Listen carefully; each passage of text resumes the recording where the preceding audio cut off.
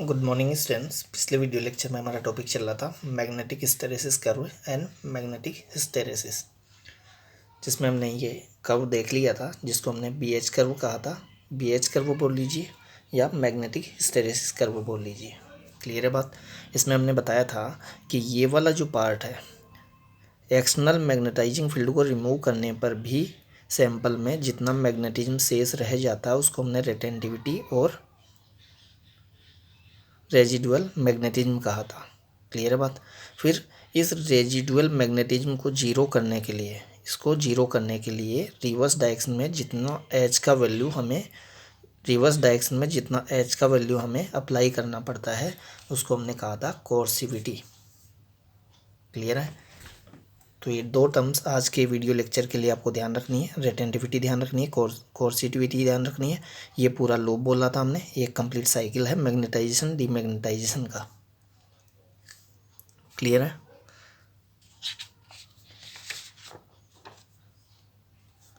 आज के इस वीडियो लेक्चर में हम बात करेंगे practical importance of hysteresis loops. किसी फेरोमैग्नेटिक मटेरियल के लिए अगर हमें हिस्टैरिसीस लूप पता है, हिस्टैरिसीस लूप गिवन है, बीएच लूप गिवन है, बीएच कर्व गिवन है, तो देखिए उस कर्व को देखकर हम किन किन बातों का पता लगा सकते हैं। अभी मैंने बताया कि इस कर्व को देखने से हमें किन किन के वैल्यू पता चल जाते हैं। एक तो ओ बी का वैल्यू पता चल गया, इट मीन्स रेटेंटिविटी का वैल्यू पता चल गया। ओ सी का वैल्यू पता चल गया, इट मीन्स कोर्सिविटी का पता चल गया।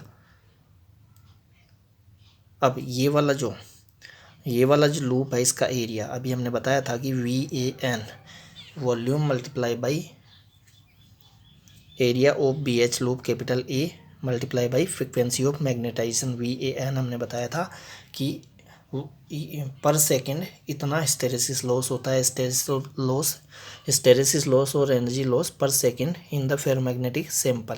वो हमने बताया था कितना, VAN। तो इसके एरिया पर, इस लूप के एरिया पर डिपेंड करता है हिस्टैरिसीस लॉस। जितना इस लूप का एरिया कम होगा किसी फेरोमैग्नेटिक मटेरियल के लिए, उतना ही हिस्टैरिसीस लॉस पर सेकेंड कम होगा उस सैंपल में। तो ये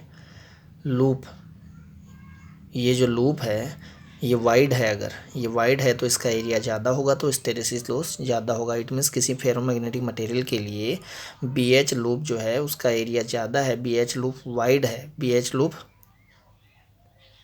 ब्रॉड है, तो उस केस में उस सैंपल में हिस्टैरिसीस लॉस ज़्यादा होगा। जबकि किसी सैंपल के लिए, किसी फेरोमैग्नेटिक मटेरियल के लिए इस लूप का एरिया कम है, इट मीन्स ये लूप जो है वो नेरो है, ये लूप नेरो है, तो उस केस में फिर हिस्टैरिसीस लॉस कम होगा, हिस्टैरिसीस लॉस कम होगा।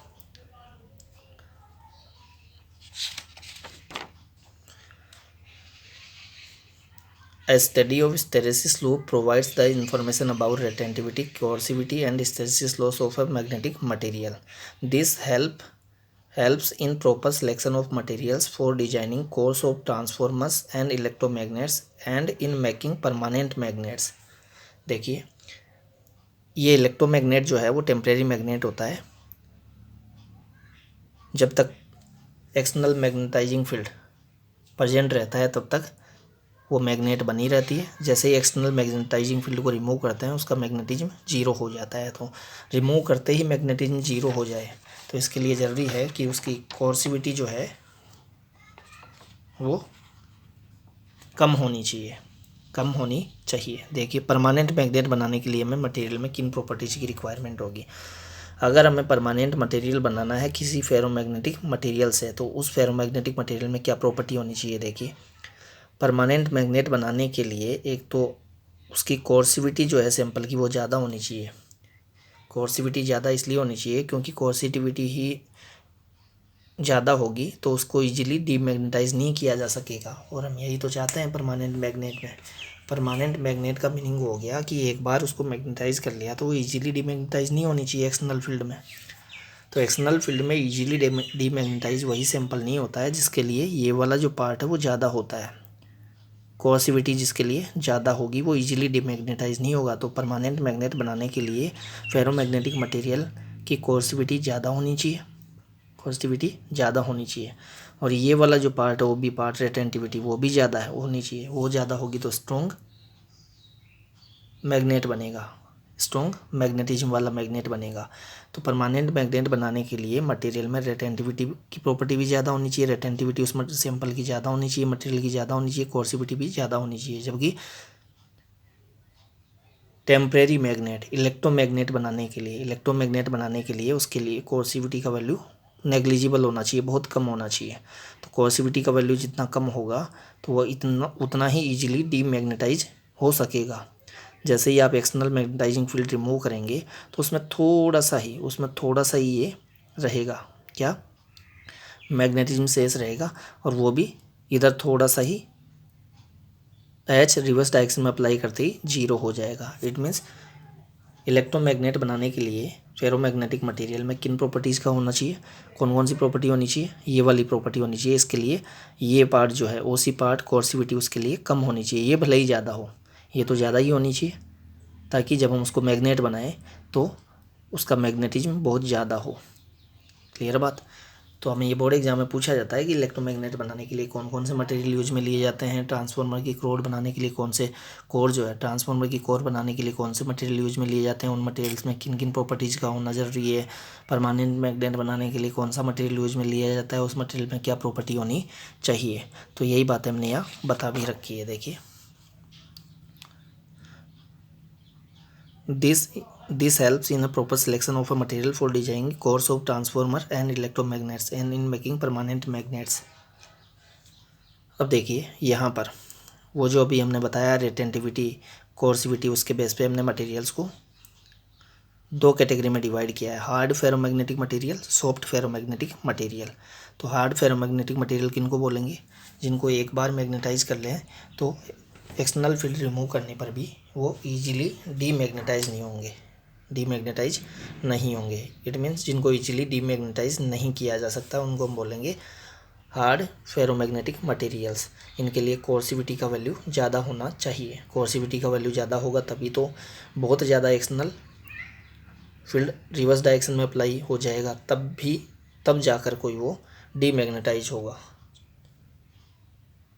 एक्सटर्नल फील्ड के कम वैल्यू पर वो डीमैग्नेटाइज नहीं होगा, इट मीन्स वो इजीली डीमैग्नेटाइज नहीं होगा। देखिए, magnetic materials those possess high values of coercivity are known as magnetically hard materials. क्योंकि जिनके लिए कोर्सिविटी का वैल्यू ज़्यादा होगा वो इजीली डीमैग्नेटाइज होंगे ही नहीं एक्सटर्नल फील्ड की प्रेजेंस में।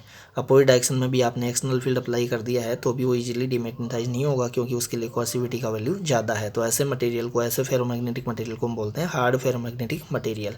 और जिन मटेरियल्स के लिए कोर्सिविटी का वैल्यू कम होता है, अभी हमने कहा था कि इलेक्ट्रोमैग्नेट बनाने के लिए मटेरियल में कोर्सिविटी कम होनी चाहिए ताकि वो इजीली डीमैग्नेटाइज हो जाए जब एक्सटर्नल मैग्नेटाइजिंग फील्ड रिमूव करें। इलेक्ट्रोमैग्नेट में ऐसा ही होता है, जब हम मैग्नेटाइजिंग फील्ड में रखते हैं मटेरियल को तब वो मैग्नेटाइज हो जाता है, वो मैग्नेट बन जाता है। जैसे ही हम मैग्नेटाइजिंग फील्ड को रिमूव करते हैं तो वो डीमैग्नेटाइज हो जाता है, या उसमें थोड़ा बहुत रेजिडुअल मैग्नेटिज्म रहता भी है तो वो एक्सटर्नल फील्ड के थोड़े से ही रिवर्स वैल्यू पर जीरो हो जाता है। ईजिली डीमैग्नेटाइज किया जा सकता है उसको, किसको, जिसके लिए कोर्सिविटी का वैल्यू कम होगा। तो ऐसे मटेरियल्स को हम बोलते हैं सॉफ्ट फेरोमैग्नेटिक मटेरियल्स। तो सॉफ्ट फेरोमैग्नेटिक मटेरियल से ही बनाई जाती है इलेक्ट्रोमैग्नेट्स, जबकि हार्ड फेरोमैग्नेटिक मटेरियल से बनाई जाती है परमानेंट मैग्नेट।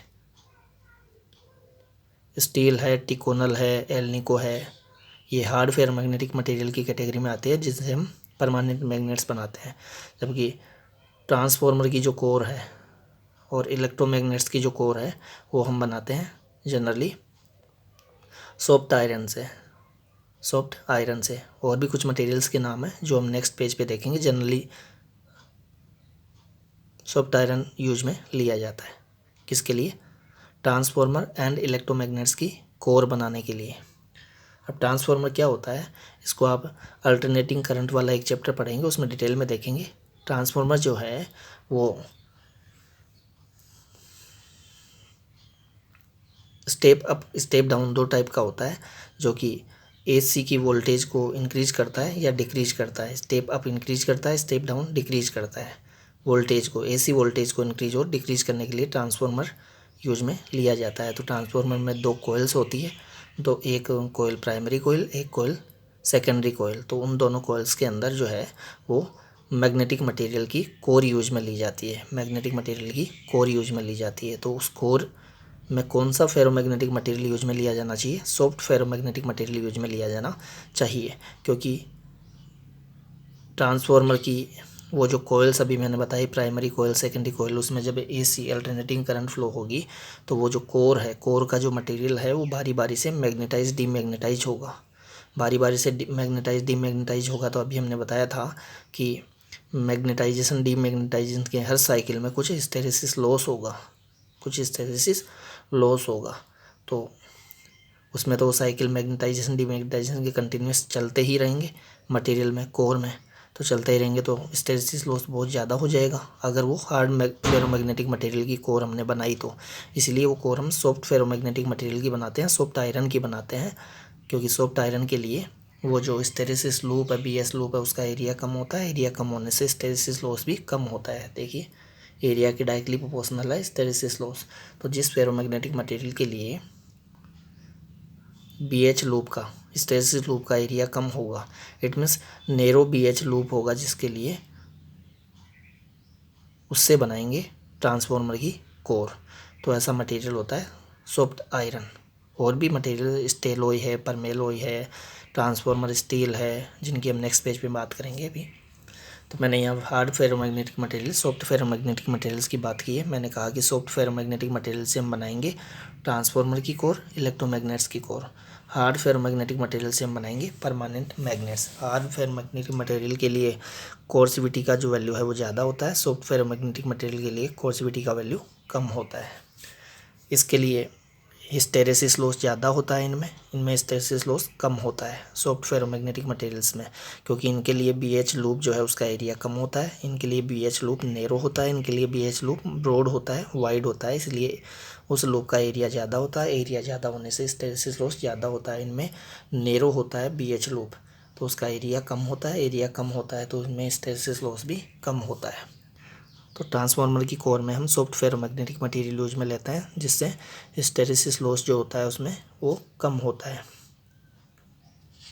ट्रांसफार्मर आप पढ़ेंगे तो और डिटेल में समझ में आ जाएगा।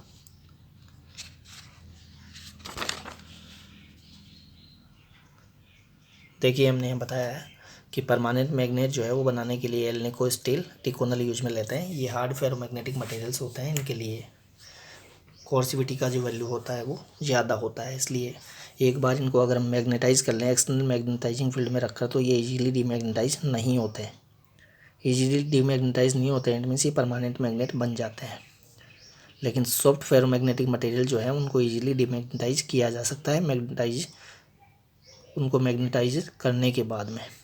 क्यों? क्योंकि इनके लिए कोर्सिविटी का वैल्यू लो होता है। तो electromagnets and course of transformer और डायनेमो की कोर बनाने के लिए भी सॉफ्ट फेरोमैग्नेटिक मटेरियल यूज में लिए जाते हैं। सॉफ्ट फेरोमैग्नेटिक मटेरियल्स के यहाँ कुछ हमने एग्जांपल्स लिख रखे हैं। देखिए सॉफ्ट आयरन है, ट्रांसफार्मर स्टील है। ट्रांसफार्मर स्टील किसको बोलते हैं आप? सॉफ्ट आयरन में 4% सिलिकॉन मिक्स कर दीजिए तो वो ट्रांसफार्मर स्टील बन जाता है। परमेलॉय, ये एक अलॉय है, किससे बना हुआ? आयरन निकल से बना हुआ अलॉय है, तो ये भी यूज में लिया जाता है ट्रांसफार्मर की कोर बनाने में। म्यू मेटल, जो कि फिर से अलॉय है, किस किस की? ये देखिए FeNiCuMn, इनसे बनना अलॉय है म्यू मेटल। स्टेलॉय, ये भी अलॉय ही है। क्लियर है? तो soft iron, transformer steel, permalloy, stalloy, mu metal, ये फेरोमैग्नेटिक मटेरियल्स जो है, ये जो सॉफ्ट फेरोमैग्नेटिक मटेरियल्स है, सॉफ्ट ही है सारे, इनको ट्रांसफार्मर की कोर बनाने में यूज में लिया जाता है। अब देखिए यहाँ हमने बताया कि हार्ड फेरोमैग्नेटिक मटेरियल जो हम परमानेंट मैग्नेट्स बनाने के लिए यूज में लेते हैं उनमें किन क्या क्या प्रॉपर्टीज होती है, और ट्रांसफार्मर की कोर बनाने में, इलेक्ट्रोमैग्नेट्स की कोर बनाने में जो सॉफ्ट फेरोमैग्नेटिक मटेरियल्स हम यूज में लेते हैं उनमें क्या क्या प्रॉपर्टीज होती है, क्या क्या प्रॉपर्टीज होनी चाहिए, तो ये आपको ध्यान रखना है। मेन तो मैंने बता ही दिया था कि इनके लिए कोर्सिविटी का वैल्यू ज़्यादा होना चाहिए, इनके लिए कोर्सिविटी का वैल्यू ज़्यादा होना चाहिए, इनके लिए कम होना चाहिए। इनके लिए BH लूप का एरिया ज़्यादा होता है, इनके लिए वो एरिया कम होना चाहिए। तभी इनमें हिस्टैरिसीस लॉस कम होगा, क्योंकि इनमें मैग्नेटाइजेशन डीमैग्नेटाइजेशन के साइकिल कंटिन्यूस चलते रहते हैं।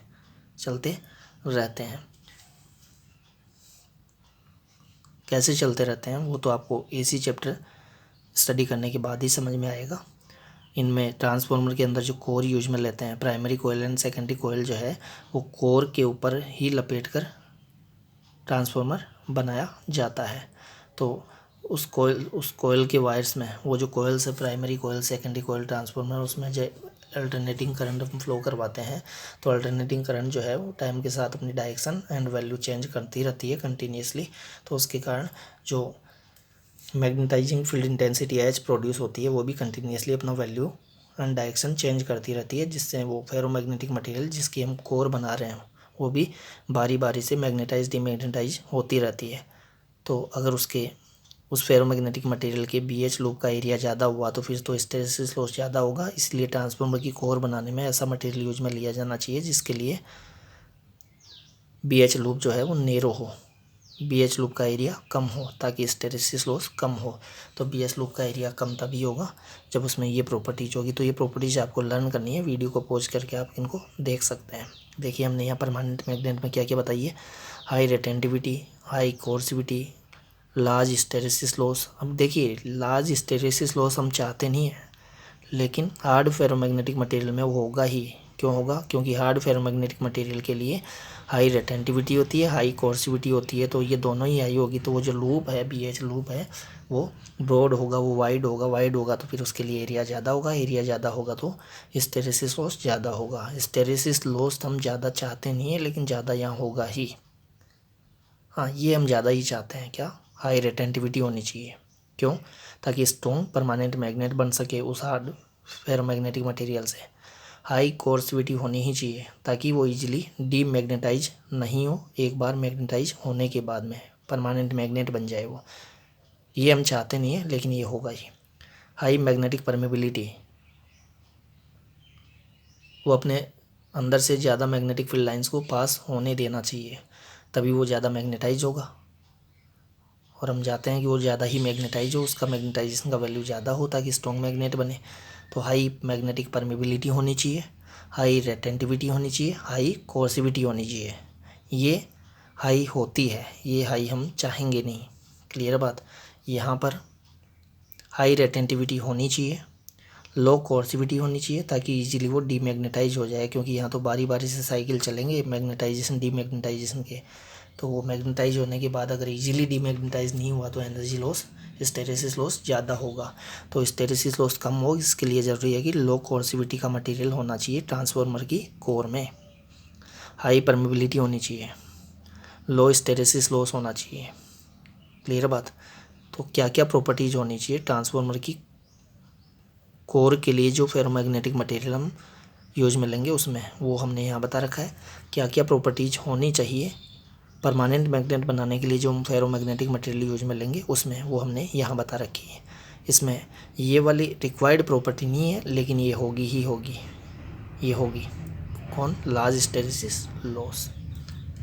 लेकिन ये चल इसलिए जाता है क्योंकि हमें परमानेंट मैग्नेट को एक बार ही तो मैग्नेटाइज करना होता है, उसको वापस डीमैग्नेटाइज तो करना नहीं है। तो एक बार जितना लॉस होना है उतना हो जाएगा, बार बार तो वो होगा नहीं। जबकि यहाँ पर ट्रांसफार्मर की कोर में बार बार मैग्नेटाइजेशन डीमैग्नेटाइजेशन के साइकिल चलते हैं, इसलिए यहाँ हिस्टैरिसीस लॉस कम होना चाहिए। अदरवाइज़ तो हर साइकिल में लॉस थोड़ा थोड़ा भी हुआ तो वो हर साइकिल में लॉस होगा, तो साइकिल्स वहाँ तो कंटिन्यूस चलते ही रहते हैं मैग्नेटाइजेशन डीमैग्नेटाइजेशन के, तो लॉस बहुत ज़्यादा होगा। इसीलिए यहाँ हिस्टैरिसीस लॉस कम ही होना चाहिए, नैरो BH कर्व होना ही चाहिए यहाँ पर, ये कंपलसरी कंडीशन है यहाँ। क्लियर है? अब देखिए हमने यहाँ IH कर्व बताया है। अभी टॉपिक के स्टार्टिंग में मैंने कहा था कि हम BH कर्व बना के चल रहे हैं, लेकिन BH कर्व के प्लेस पे हम IH कर्व भी ड्रॉ कर सकते हैं। IH कर्व का शेप वैसा ही है जैसा कि हमें BH कर्व का शेप मिला था। क्लियर है बात? ये इसका एक्सप्लेनेशन जो है हम वैसा ही देंगे जैसा कि हमने BH कर्व का दिया था। ये वाला पार्ट जो है वो कोर्सिविटी है, ये वाला रेटेंटिविटी है। क्लियर बात? ये सेचुरेशन वाले पॉइंट है A एंड D। अब देखिए अगर हम स्लोप की बात करें तो अभी हमने जो बी एच कर्व देखा, आप यहाँ बी एच जूम करके चलिए, यहाँ एच है ही, बी एच समझिए इसको। तो बी एच कर्व का स्लोप बताएं किसी पॉइंट पर, तो हमें टेंजेंट ड्रॉ करनी होती है उस पॉइंट पर। जैसे इस पॉइंट पर अगर मुझे स्लोप बताना है तो इस पॉइंट पर मैं टेंजेंट ड्रॉ करूँगा इस कर्व के लिए। टेंजेंट अक्स एक्सिस की पॉजिटिव डायरेक्शन के साथ जितना एंगल बनाती है, मान लीजिए फाई एंगल बनाती है, तो वो टेन फाई जो होगा वही स्लोप होगा उस पॉइंट पर। क्लियर है बात? क्लास 11th में हम स्लोप की बात कर चुके हैं किसी कर्व के स्लोप की। तो वो फाई हमने यहाँ दिखाया नहीं है, ज्यूम कर लीजिए इस पॉइंट पर मुझे स्लोप बताना है, तो इस पॉइंट पर मैं टेंजेंट ड्रॉ करूँगा। टेंजेंट एक्स एक्सिस की पॉजिटिव डायरेक्शन के साथ जितना एंगल बना रही है वो फाई है, फाई तो 10 फाई निकाल लूँ तो वो होगा स्लोप। अब 10 फाई क्या होगा, 10 इजिकल टू होता है परपेंडिकुलर बाई बेस। यहाँ परपेंडिकुलर की साइड में मैंने बी एच जूम कर रखा है, इधर बेस एच है ही, तो B upon H. B upon H क्या होता है, म्यू होता है, ये हम पहले से जानते हैं। मैग्नेटिक इंडक्शन एंड एच का जो रेशियो है वो मैग्नेटिक परमेबिलिटी के इक्वल होता है। क्लियर है? अब देखिए अगर मैं बी के प्लेस पे आई एज्यूम करके चलूँ, यहाँ आई ही हो, तो फिर हम टेन थीटा निकालें। यहाँ मैंने फाई एज्यूम किया था, इसके लिए एंगल में थीटा एज्यूम कर लूँ तो टेन थीटा इसके लिए स्लोप होगा। और इसका स्लोप किसको बताएगा, देखिए tan theta is equal perpendicular by base. Perpendicular की तरफ है आई, बेस की तरफ है एस, तो आई अपॉन एच। आई अपॉन एच हम जानते हैं पहले से, का एम होता है मैग्नेटिक ससेप्टिबिलिटी होती है। क्लियर है? तो slope of I H curve indicates magnetic susceptibility of the sample and slope of B H curve indicates magnetic permeability of the sample. ये आपको ध्यान रखना है। फिर देखिए यहाँ बी एच कर्व मैंने ड्रॉ किया है सॉफ्ट आयरन के लिए, स्टील के लिए। सॉफ्ट आयरन जो है सॉफ्ट फेरोमैग्नेटिक मटेरियल है, स्टील हार्ड फेरोमैग्नेटिक मटेरियल होता है। B H curve for soft iron and steel. तो यहाँ से इन कर्व को देखकर, इन बी एच लूप्स को देखकर आप बता सकते हैं, कंपैरिजन कर सकते हैं सॉफ्ट आयरन एंड स्टील की प्रॉपर्टीज का। तो देखिए यहाँ आपको ग्राफ से ही दिख रहा है, कर्व से ही दिख रहा है कि इसके लिए सॉफ्ट आयरन के लिए रेटेंटिविटी का वैल्यू जो है वो ज़्यादा है किससे, स्टील से। स्टील से सेकंड हमने बताया कोर्सिविटी जो है, कोर्सिविटी इसकी ज़्यादा है किसकी, स्टील की। स्टील की कोर्सिविटी जो है वो ज़्यादा है सॉफ्ट आयरन की कोर्सिविटी से। इट मीन्स सॉफ्ट आयरन को इजीली डीमैग्नेटाइज किया जा सकता है, जबकि स्टील को इजीली डीमैग्नेटाइज नहीं किया जा सकता है। इसीलिए परमानेंट मैग्नेट बनाने में हम स्टील यूज में लेते हैं, ना कि सॉफ्ट आयरन। सॉफ्ट आयरन से हम ट्रांसफार्मर की कोर बनाते हैं। ट्रांसफार्मर की जो कोर है वो सॉफ्ट आयरन से बनाई जाती है, क्योंकि इसकी कोर्सिविटी कम होती है, इसीलिए इजीली डीमैग्नेटाइज हो जाता है एक बार मैग्नेटाइज होने के बाद। फिर यहाँ हमने मैग्नेटिक ससेप्टिबिलिटी की बात की है, काई एम की बात की है। काई एम क्या होता है, आई अपॉन एच होता है। तो ये मैंने बताया था, यहाँ आप बी बी वाई एक्सिस पर आप बी भी समझ सकते हैं, आई भी समझ सकते हैं। तो ये आई अपॉन एच होता है। तो आई का वैल्यू किसके लिए ज़्यादा है, आई का वैल्यू सॉफ्ट आयरन के लिए जाता है। एच के गिवन वैल्यू के लिए आई का वैल्यू ज़्यादा है सॉफ्ट आयरन के लिए। तो आई का वैल्यू जिसके लिए ज़्यादा होगा उसकी मैग्नेटिक ससेप्टिबिलिटी भी ज़्यादा होगी। इट मीन सॉफ्ट आयरन के लिए मैग्नेटिक ससेप्टिबिलिटी का वैल्यू स्टील की मैग्नेटिक ससेप्टिबिलिटी से ज़्यादा होगा। फिर देखिए म्यू की बात की है, मैग्नेटिक परमिटिविटी की बात की है हमने। मैग्नेटिक परमिटिविटी देखिए म्यू का फॉर्मूला होता है mu is equal to B upon H. Y axis पर आप आई समझिए, बी समझिए, तो बी समझ लीजिए अब, बी अपॉन एच। तो एच के गिवन वैल्यू के लिए बी का वैल्यू किसके लिए ज़्यादा है, वही इस सॉफ्ट आयरन के लिए ज़्यादा है। तो सॉफ्ट आयरन के लिए बी ज़्यादा है तो म्यू बी ज़्यादा होगा। तो हमने ये बताया mu for soft iron greater than mu for steel. Clear है? तो मैग्नेटिक परमेबिलिटी जो होगी वो सॉफ्ट आयरन के लिए ज़्यादा होगी स्टील से। फिर हिस्टैरिसीस लॉस की हम बात करें तो हिस्टैरिसीस लॉस उस मटेरियल के लिए ज़्यादा होगा जिसके लिए बी एच लूप का एरिया ज़्यादा है। बी एच लूप का एरिया यहाँ हमें ज़्यादा दिख नहीं रहा है स्टील के लिए, लेकिन स्टील के लिए जो बी एच लूप बनता है उसका एरिया स्टील सॉफ्ट आयरन के लिए जो बी एच लूप है उसके एरिया से ज़्यादा होता है। स्टील के लिए एरिया ज़्यादा होता है, इसलिए स्टील में हिस्टैरिसीस लॉस ज़्यादा होता है हीट एनर्जी की फॉर्म में। यहाँ एनर्जी लॉस ज़्यादा होता है किसमें, स्टील में। इसीलिए ट्रांसफार्मर की जो कोर्स है वो स्टील की नहीं बनाई जाती है, क्योंकि यहाँ एनर्जी लॉस भी ज़्यादा होता है और इसकी कोर्सिविटी भी ज़्यादा है। तो एक बार मैग्नेटाइज होने के बाद ये इजीली डीमैग्नेटाइज नहीं होता, जबकि ट्रांसफार्मर में जो कोर होती है वो बारी बारी से डीमैग्नेटाइज होती रहती है। तो फिर ऐसे मटेरियल की हमें कोर बनानी पड़ती है जो इजीली मैग्नेटाइज हो जाए, इजीली डीमैग्नेटाइज हो जाए, उसमें एनर्जी लॉस कम हो। तो ऐसा मटेरियल सॉफ्ट आयरन ही है। इसीलिए सॉफ्ट आयरन की बनाई जाती है ट्रांसफार्मर्स की कोर जो है, इलेक्ट्रोमैग्नेट्स की जो कोर है वो भी सॉफ्ट आयरन की ही बनाई जाती है। स्टील बनाने में यूज में स्टील से हम बनाते हैं परमानेंट मैग्नेट्स। क्लियर है। तो ये हमने कंपेयर किया है, कंपैरिजन किया है सॉफ्ट आयरन एंड स्टील की मैग्नेटिक प्रॉपर्टीज का। क्लियर है। तो ये हमारा यहाँ चैप्टर कंप्लीट होता है। Thank you.